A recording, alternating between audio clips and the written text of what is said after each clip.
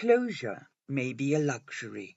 Real life does not always wrap things up with a bow. Some people disappear mid-conversation. Some love ends with a shrug. Some friends drift away, get outgrown, leave without a word.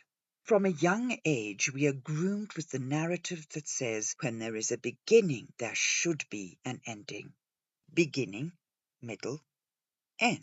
But the moment we outgrow Disney, we realize reality paints a less pretty picture.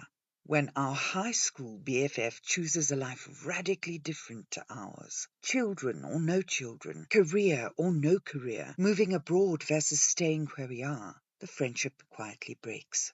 Love, however intoxicating it once was, sometimes ends with an unreturned text. Later in life, we attend funerals where the important things never got said. Many of us hold on. At the back of our closet are boxes we cannot throw away because throwing them away means it is really over. But what truly kills are those questions that eat us alive at 3 a.m. What did we do wrong? Were we so unlikable, unlovable? Why were we not enough? Why did they not fight for us? Were we supposed to fight harder? But dear, conscientious, sensitive souls, here is what I really want to remind you. Those 3 a.m. questions, they're usually lies. Perhaps it is built into our mammalian design that we crave answers. We want certainty, a formula, a solid explanation for perplexity. And sometimes, in our attempt to reach the conclusion we so crave, we resort to the most convenient option. We blame ourselves. Our brain fills the silence with our worst fears about ourselves. It writes stories where we are always the bad one, the one who did not try hard enough, was not good enough to be loved, where we are too much or not enough. When someone leaves without explanation, our brain cannot tolerate the void.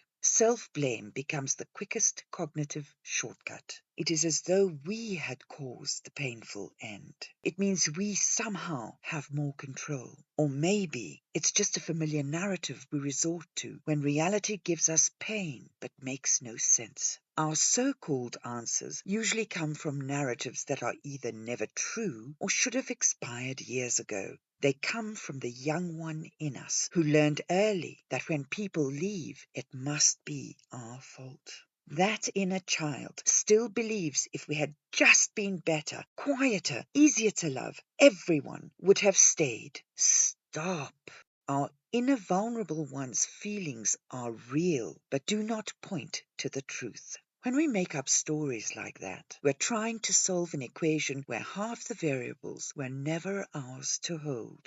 People's leaving says nothing about your worth. Sometimes people leave because they're drowning in their own unhealed wounds. Sometimes they project their fears onto you. Sometimes they run from intimacy because closeness reminds them of old pain. Sometimes you see through them a bit too much, so they disappear because staying would mean facing themselves. Have compassion for them, yes, but mostly for yourself. Here is what I have learned. Some stories end mid-sentence. Some people leave without teaching you how to stop loving them. So you learn to live with not knowing. You carry your unfinished stories. They weigh heavily some days, drift into the background on others.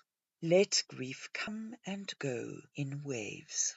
Maybe that is the only closure we get. We grow into an adult who understands that is how life works, accepting that some chapters end mid-sentence, that some people were meant to be question marks, not periods. It is not peaceful, but it is the only version of reality we have. Moving forward starts with coming to terms with the sorrow of incompleteness, but know also that you are more than this ending. You do not need their permission to heal. You do not need their explanation to move on. You do not need to understand what happened to know you are going to be okay.